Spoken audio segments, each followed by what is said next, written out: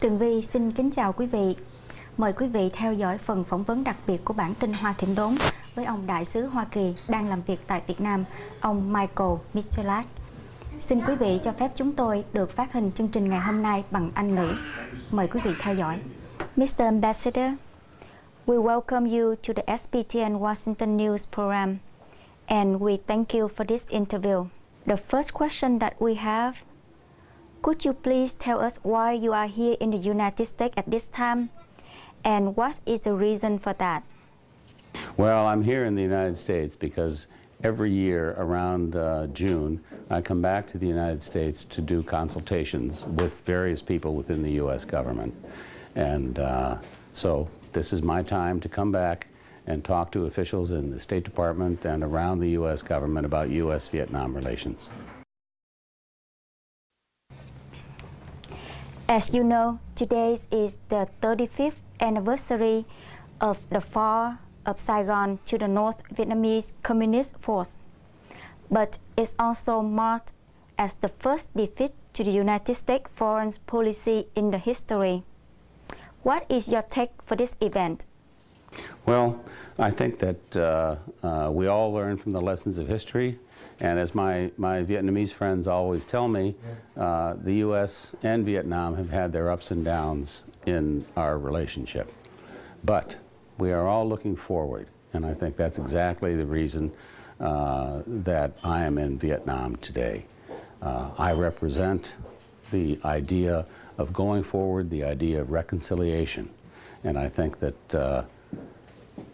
the kind of relationship that we've established with Vietnam today is one that is very forward-looking.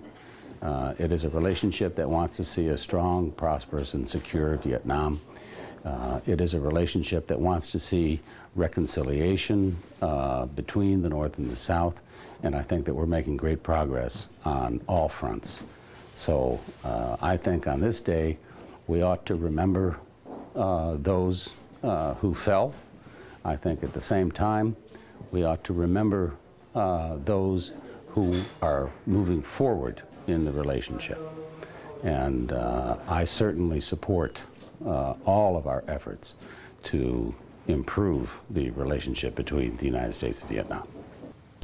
Mr. Ambassador, your time here also falls on the new report released on Thursday by the U.S. Commission on International Religious Freedom that has named 13 countries for violations of religious freedom, and Vietnam was on the list. And the Commission is recommending the U.S. State Department officially designate the 13th nation as a country of particular concerns. What is your opinion on this report? Well, the U.S. Commission on International Religious Freedom is an independent commission, and they have their own views on religious freedom around the world. My own view is certainly that Vietnam does not deserve to be on the list of countries of particular concern.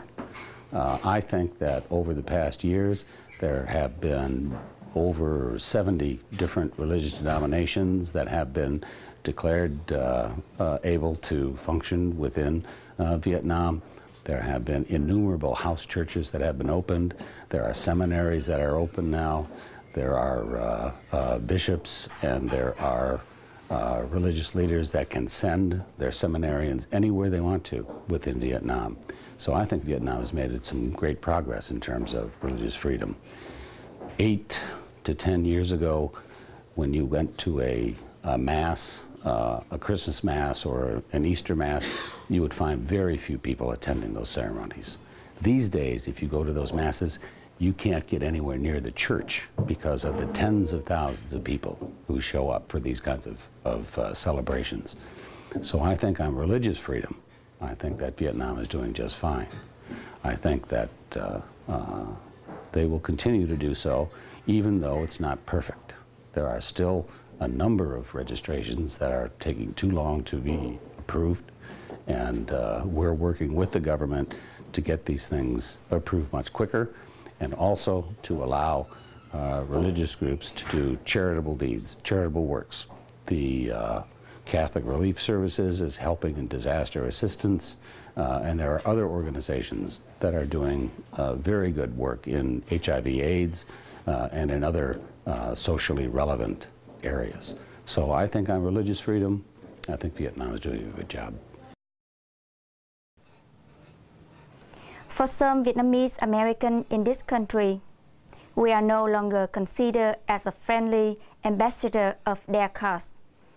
Because during the last year live meeting at the SPTN headquarters in Southern California, you said the human rights and religious freedom condition in Vietnam has improved.